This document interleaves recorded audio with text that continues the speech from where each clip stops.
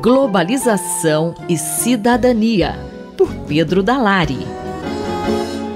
Neste mês de abril, aposentou-se no Supremo Tribunal Federal o ministro Henrique Ricardo Lewandowski, que é também professor da Universidade de São Paulo. Pode-se dizer que sua presença na principal Corte de Justiça brasileira foi mais uma contribuição da USP para a governança do nosso país? Sem dúvida nenhuma, prezada Simone.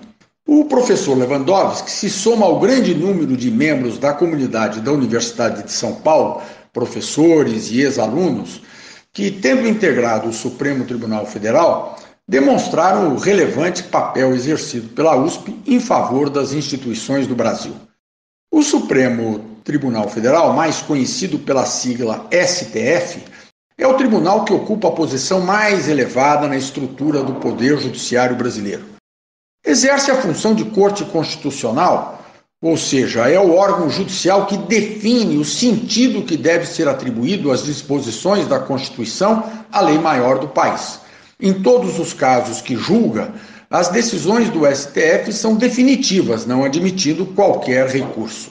Tendo integrado o STF por 17 anos, de 2006 até este ano de 2023, e presidido o tribunal entre 2014 e 2016, o professor Lewandowski integrou em nosso país órgão fundamental para sua governança, já que o STF e o exercício da função judicial são partes indispensáveis dessa governança.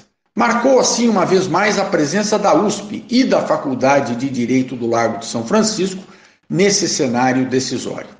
É importante ressaltar, no entanto, que mais do que a contribuição derivada do simples fato de ser membro da comunidade da USP, a atuação do professor Lewandowski no Supremo Tribunal Federal refletiu a contribuição científica desta Universidade Paulista para a compreensão e efetivação dos elementos fundamentais do Estado Democrático de Direito. Professor, e de que maneira essa contribuição científica da USP está presente na trajetória do professor Lewandowski no Supremo Tribunal Federal? O professor Lewandowski faz parte de uma geração da história brasileira que participou da transição da ditadura para a democracia.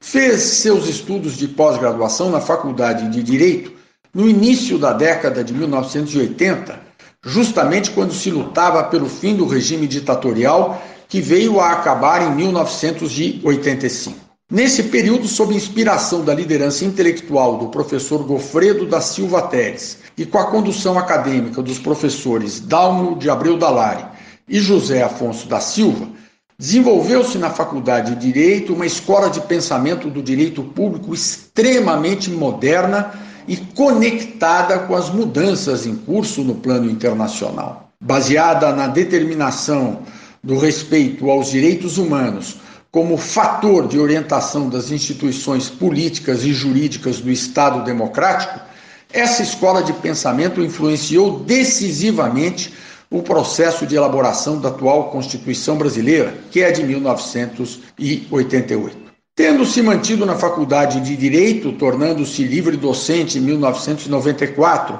e professor titular de Teoria Geral do Estado em 2003, o professor Lewandowski é fruto direto desse ambiente científico, cujas diretrizes cuidou de observar escrupulosamente nas aulas ministradas por ele na USP e no seu desempenho como julgador no Supremo Tribunal Federal e em outros tribunais em que atuou anteriormente. A evidência da força dessa escola de pensamento da USP se comprova também na atuação de mesmo sentido de outro ministro do STF, Alexandre de Moraes, igualmente professor de Direito Público na Faculdade de Direito. Esse embasamento científico da trajetória do professor e ministro Henrique Ricardo Lewandowski pode ser conferido no currículo que consta no site da Faculdade de Direito do Largo de São Francisco, cujo link está disponível na matéria sobre esta coluna, publicada no Jornal da USP. Eu, Simone Lemos, ouvi o professor Pedro Dalari. Globalização e Cidadania, por Pedro Dalari.